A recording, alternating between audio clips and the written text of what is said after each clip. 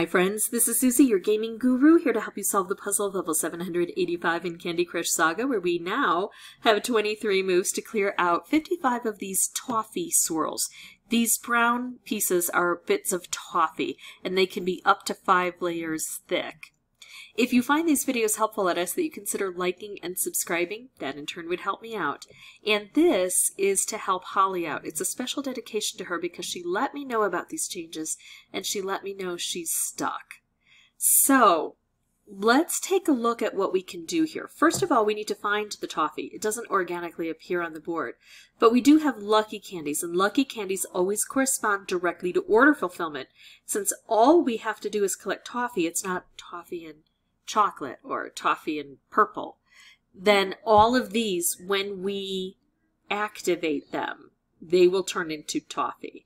Plus, we've got a lucky candy dispenser here, and the center is probably the area I want to concentrate on most. Now, I do have a frog, and I would love to fill her because she can be particularly helpful when we're dealing with toffee, and I'll show you why in just a moment.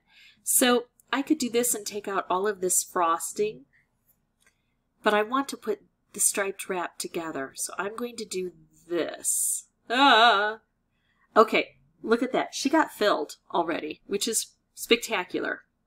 And I want her to be filled again, and I want her to do some work. So I'm going to move her over here.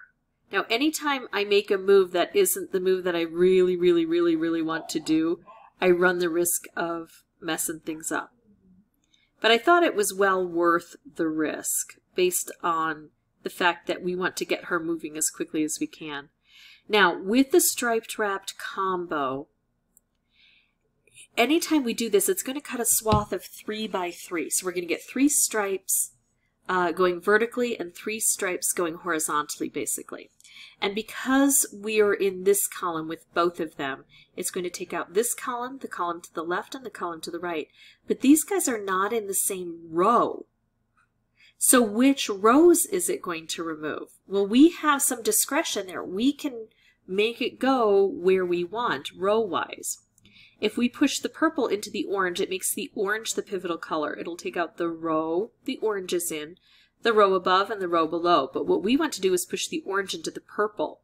So we take out this row, the row above, and the row below. And see how much we're going to clear out with that? So we're going to take the orange and push it into the purple, get a swath of 3 by 3. Those are the kinds of combos we're going to need, and going to need a lot of, if we're going to be able to beat this board. So I can make a stripe here that's not too bad, but I would be better off making this stripe down here because I would hit this toffee. It's closer to the frog, so I might be able to start filling that frog. It sets it up to take out a lot of junk here. One of the problems with this board is we need toffee, and toffee is, by nature, a blocker. So we're creating more blockers on the board. But toffee is one of those things that can be moved. If this were frosting, it stays there. But I can push this red into here and activate this, cut across, and do some damage there. Now, I haven't been able to fill the frog yet, but I kind of want to have her filled on the backswing.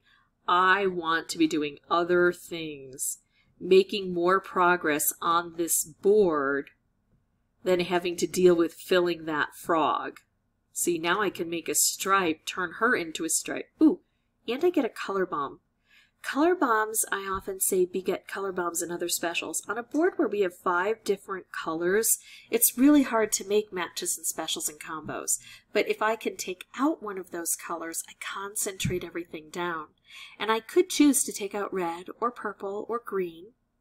But what I'm going to do is set off the frog. I will activate this, so I'll get some toffee.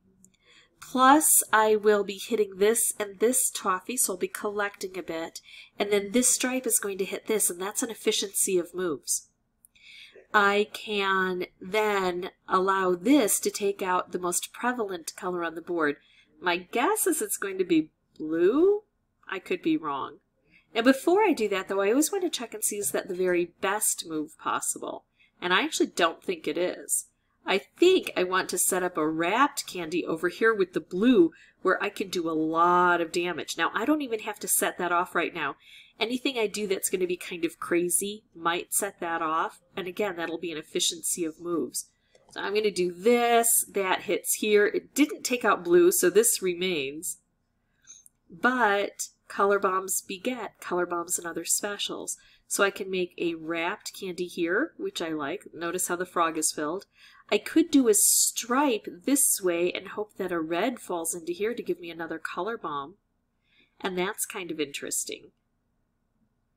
I could just take out, this stripe. A lot of things I could do. I kind of like the idea of trying to get another color bomb in this saturated board here. I don't know what color was removed. I mean, I'm thinking it must have been purple because there's not a lot of purple down here. The purple's all on the top because the new purple comes in from the candy mix. I also don't have a lot of blue on the board, but it didn't hit that unless it took it all out first. That may have happened. But I'm going to go ahead and make this stripe and try to bring, there we go, color bomb. And now what do we have? Color bomb stripe combo. I don't have a heck of a lot of orange on the board. Oh, this is what I wanted to show you with the frog. I'm going to take a move that may or may not be the very best move possible. I'm not even going to think about that because it's an instructive move. And I would rather lose the first time around and show you this principle than win and have you not understand this strategy. So the frog is really helpful because the frog can't land absolutely everywhere. Once I fill her up by matching her with her color, I get to pick her landing square. But I can't put her on a licorice lock, let's say. If I try to do that, it just kind of turns off, right? But I can put her on top of a toffee. And this is a 1, 2, 3, 4 layer thick. Wait, 1, 2, 3, 4. Oh, I thought that was 5 layers at some point. How did I miss that? I guess there's brown in the center if it's 5 layers. So this is a 4 layer thick toffee. I can take this frog and set it on top of a 4 layer thick toffee, and it will credit me for all of those 4 layers. Plus, of course, it is a little explosion, so it's going to take some off of here. That's another 4. And it's going to explode this, and that's going to have a double effect. And everything, like let's say that the new color is going to be red.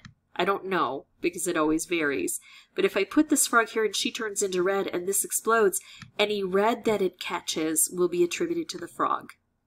So this is an excellent move. I know I'm risking this. Under normal circumstances, I wouldn't. I would take this first. I want to show you this. So here we go. We had 26, and now look what happens.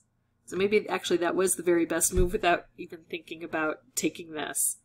That's how powerful that frog can be. So Holly and everyone else, if you're confused about this level, remember the power of the frog. Now normally I like to keep her more in the center so I can get her filled again. But when I do this, remember all of those orange stripes that hit the frog and hit any other blue, like let's say this goes vertically, it's going to collect that blue and attribute it to her. So, and I don't even know that I will need her again because this is going to be fairly powerful on its own. Not only is it going to collect a lot, but it's going to set other things off. And that is how we beat this level. Look, we turned her into a color bomb. Isn't that beautiful? That we turned her into a color bomb? I love that. I love when she turns into stripes and wraps and color bombs. Okay, that is my information. I hope it was clear. I hope it gave you some strategy and some hope for the future. Now remember that I have played thousands of levels, thousands of times in some instances. And so the reason I know all of this is because I've experimented and I have failed. And my failures teach me more oftentimes than my successes. So every time you play, even if you're stuck on this for a while, every time you play, win or lose, you are gaining valuable experience. Even if it's through osmosis, even though if you're not maybe comprehending everything, you're getting a feel for how the boards work. So stick at it and you will win.